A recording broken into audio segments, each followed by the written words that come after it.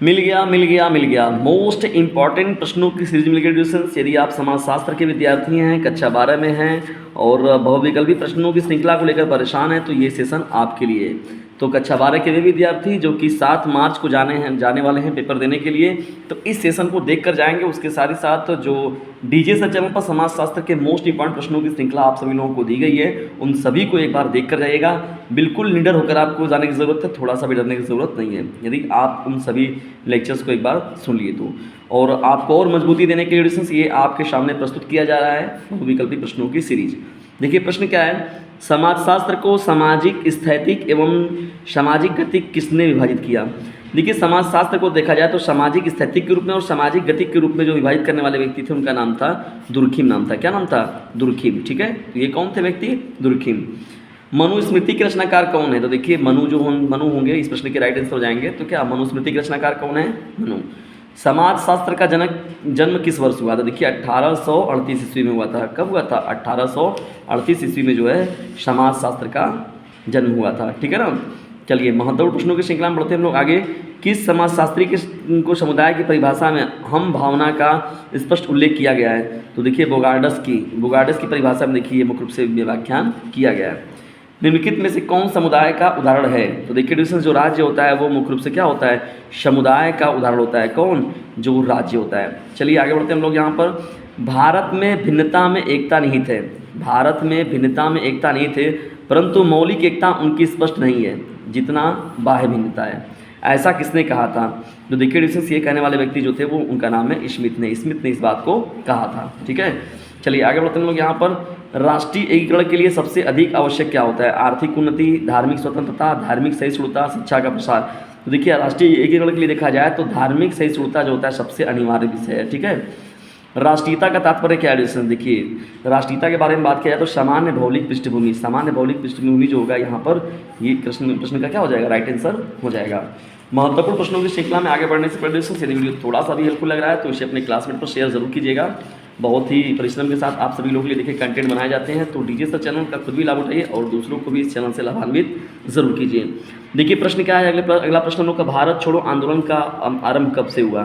देखिए गांधी जी जो थे, महात्मा गांधी जी, ठीक है, जिन्हें सत्य और अहिंसा का पुजारी कहा जाता है, अंतिम में वो भी क्या थोड़ा सा हिंसात्मक प्रवृत्ति देखी गई है थोड़ी सी उनकी, और उनका भी जो सब्र का बाढ़ टूट गया था। कब? जब यहाँ पर 9 अगस्त 1942 को देखिए इन्होंने क्या किया?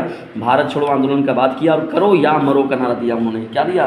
करो या मरो। इसका मतलब सत्य और अहिंसा के पुजारी व्यक्ति भी को कहना पड़ गया कि करो या मरो। ठीक है, तो 9 अगस्त 1942 की घटना ये। तो कब भारत छोड़ो आंदोलन प्रारंभ किया गया था? पुनर्जन्म की अवधारणा किस धर्म से संबंधित है? देखिए डिस्टेंस तो ये हिंदू धर्म से संबंधित है। पुनर्जन्म की जो अवधारणा है वो हिंदू धर्म से संबंधित है। राष्ट्रीय समन्वय के मार्ग में कौन सा तत्व बाधक नहीं है? राष्ट्रीय समन्वय के मार्ग में कौन सा तत्व जो है बाधक नहीं है? तो देखिए अल्पसंख्यक की सुरक्षा। अल्पसंख्यक जो होगा यहाँ पर देखिए इस प्रश्न का राइट आंसर हो जाएगा।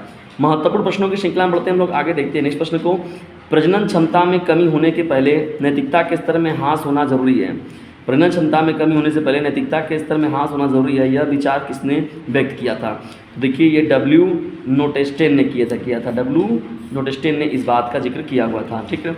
उग्र राष्ट्रवादियों का काल कब कहा जाता है? देखिए उग्र राष्ट्रवादियों की अगर बात करें तो 1905 से 1918 तक का जो समय है इसे हम लोग कहते हैं उग्र राष्ट्रवादियों का काल।